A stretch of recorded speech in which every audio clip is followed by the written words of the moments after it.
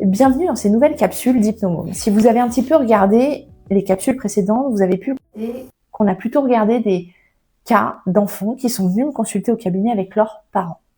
Aujourd'hui, on va parler de quelque chose de différent. On va parler de cas d'adultes qui sont venus me consulter et qui ont soit amené des rêves, soit amené des dessins.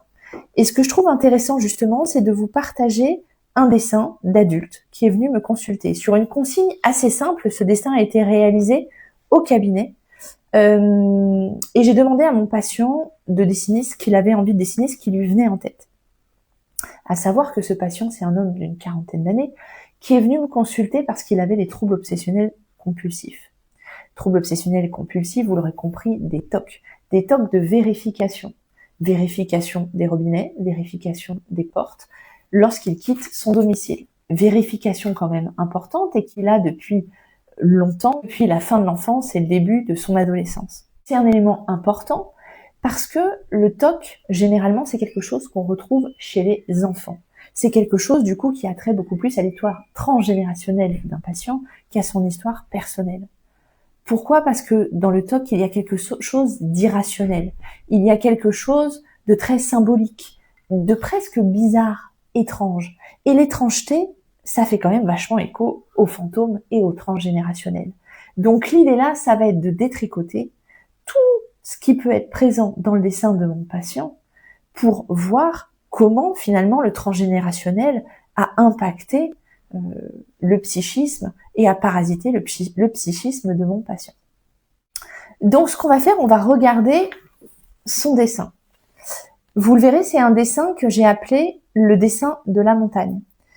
Comme vous pouvez voir, en ayant le dessin sous les yeux, vous voyez une grande montagne à gauche et puis un soleil en haut à droite avec un chemin qui descend.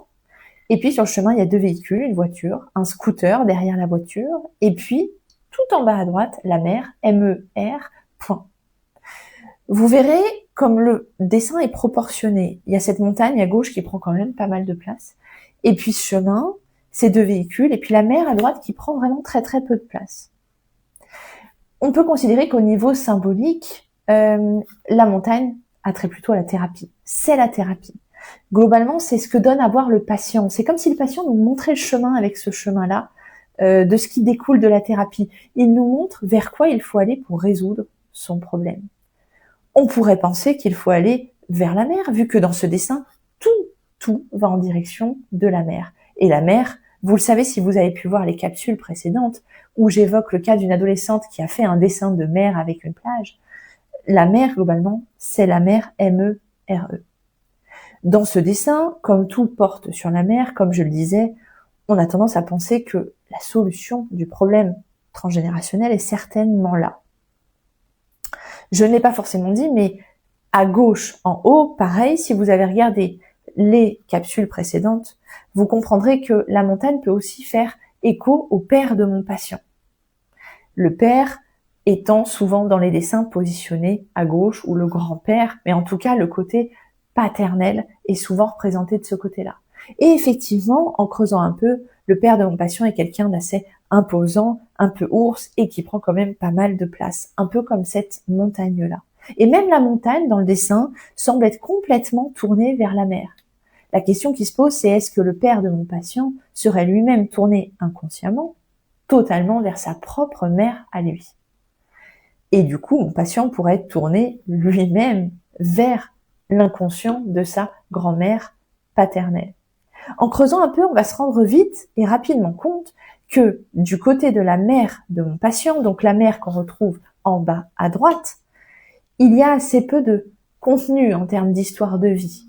Il y a assez peu de contenu de matériel inconscient qui puisse expliquer le symptôme de mon patient. Si ce n'est que, vous le voyez, ces deux véhicules-là, a trait à la mobilité, la capacité qu'a mon patient à se mobiliser dans sa vie, à prendre la route, à faire des choix. Et on voit que cette mobilité-là est très réduite. Elle est restreinte entre cette montagne et puis cette mer.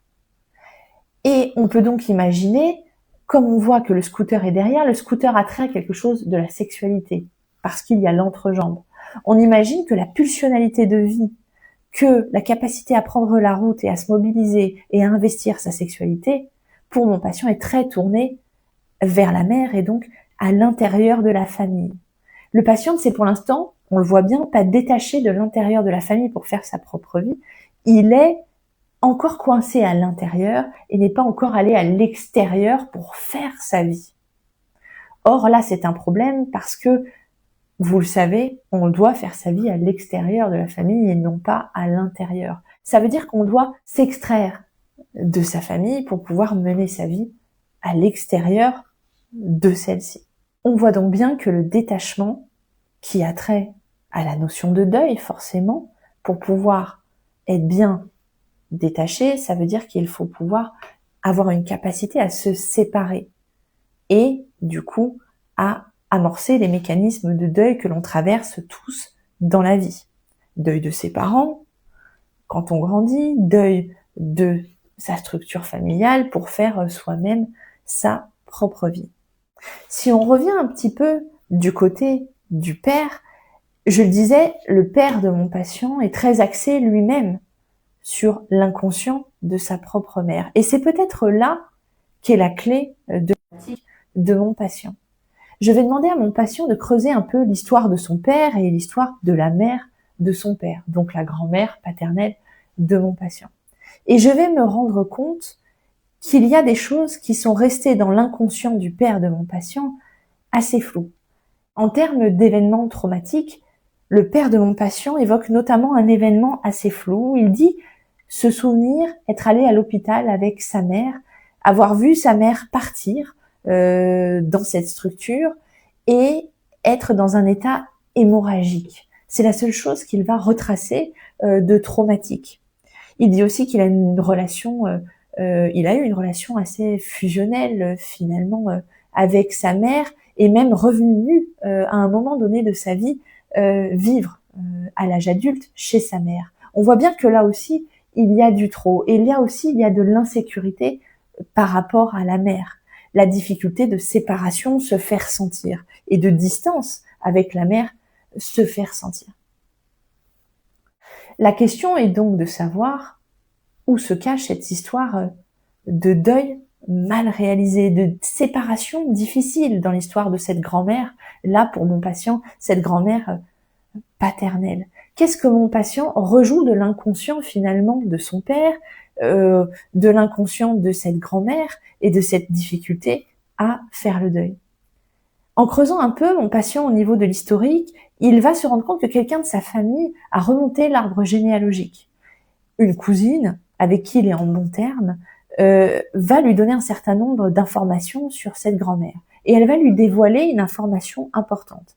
Cette cousine ayant elle-même fait un certain nombre de fausses couches, dit qu'elle a eu un échange avec la grand-mère. Cette grand-mère dit avoir perdu un enfant alors qu'elle était enceinte. Et pire encore, un enfant a priori à terme qui aurait été, selon elle, jeté à la poubelle devant elle. Et on voit bien cette impossibilité pour cette grand-mère de faire son deuil. Un enfant ni enterré, qui n'a pas de sépulture, on n'a pas de lieu de recueillement.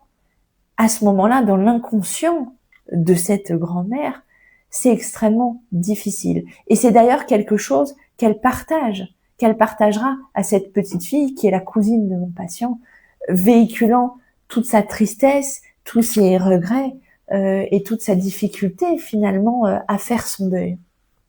Il faut aussi noter que dans les éléments de l'histoire du père, il y a des éléments symboliques qui sont un petit peu comme des rebonds transgénérationnels. Je parlais déjà dans les autres capsules à retrouver dans la vie présente des patients, un peu comme des éléments qui marqueraient le retour du fantôme transgénérationnel dans l'histoire présente d'un patient.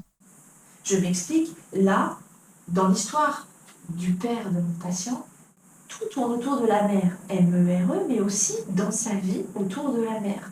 C'est un homme qui adore la mère, c'est un homme qui fait des sports en lien avec la mère, et c'est un homme qui amène dans la famille de mon patient tenu un commerce en lien avec la mère. Donc on voit bien que tout tourne autour de la mère, un petit peu comme une répétition finalement de cette histoire-là et de cette mère très présente. C'est une répétition du transgénérationnel. Mon patient me dira aussi qu'il y a eu deux éléments marquants dans sa vie. Les éléments sont les suivants. Il a échappé peu à la noyade. Donc on voit bien que la noyade étant l'élément de la mère, la noyade, ça fait écho et ça fait référence à la noyade d'un enfant au niveau transgénérationnel dans le ventre de la mère.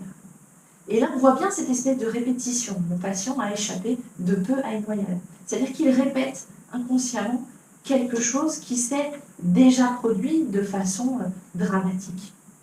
Il y a eu aussi un autre événement en lien avec la mère. Donc il y a une succession d'événements liés au deuil, liés à la perte, en lien avec la mère.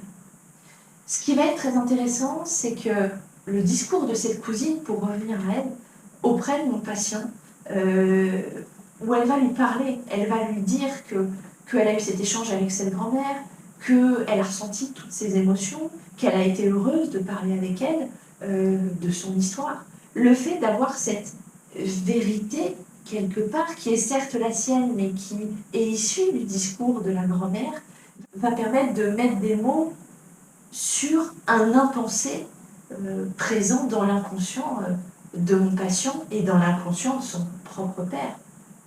En fait, dans la famille, personne n'était au courant de cette histoire, personne n'en avait jamais parlé, et on sait que pour sortir des traumatismes, il faut mettre des mots, mettre des images, et mettre des sensations. Donc il y a quelque chose là, tout à coup, qui devient pensable, qui est mis en mots à travers le discours de cette cousine, et tout à coup, on commence à se confronter, finalement, à la perte. Et on peut voir tout le lien signifiant qu'on avait entre cette histoire transgénérationnelle de bébés décédés dont on n'a jamais fait le deuil, et puis les symptômes, finalement, de mon patient. Pour rappeler encore une fois, l'eau qui coule, c'est la mer qui coule. Et globalement, mon patient avait ce toc-là de fermer les robinets, comme s'il voulait lutter contre l'histoire de la grand-mère, comme s'il voulait fermer cette porte-là, fermer ce robinet comme on ferme une porte pour ne surtout pas laisser couler et laisser avoir l'histoire de la grand-mère, alors que c'est fondamental. En regardant enfin l'histoire de sa grand-mère, en mettant des mots, en faisant même un acte symbolique par rapport à cette histoire, car mon patient est allé sur la tombe de la grand-mère et a mis un caillou, en tout cas avec une inscription liée à cet enfant perdu, pour pouvoir ramener cet enfant finalement à sa mère, et donc du coup à la grand-mère paternelle de mon patient, pour pouvoir finalement clore ce deuil. Le ramener à elle, c'est une manière de permettre déjà à cet enfant d'avoir un petit endroit, une petite sépulture symbolique, de pouvoir se recueillir et puis de pouvoir marquer le fait qu'on a le droit de le regarder, on a le droit d'en parler, on a le droit de le mettre aussi dans un arbre généalogique et on a le droit de le regarder pour fermer la porte, c'est-à-dire faire le deuil de cet enfant, voilà, définitivement, et de la bonne manière.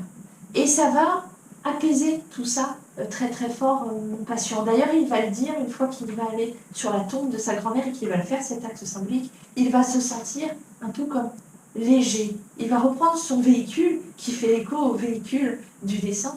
Il va se sentir presque léger comme une plume, très... Oui, comme si une lourdeur, tout à coup, lui échappait, et c'est la lourdeur de son histoire. Ce qui va être très très chouette, c'est qu'on va voir que mon patient va, au fur et à mesure finalement de ce suivi, va se délester presque complètement de ces symptômes de TOC. Que ce soit les fermetures de portes, les fermetures de robinets, le fait de filmer ces vérifications, tout ça va globalement disparaître.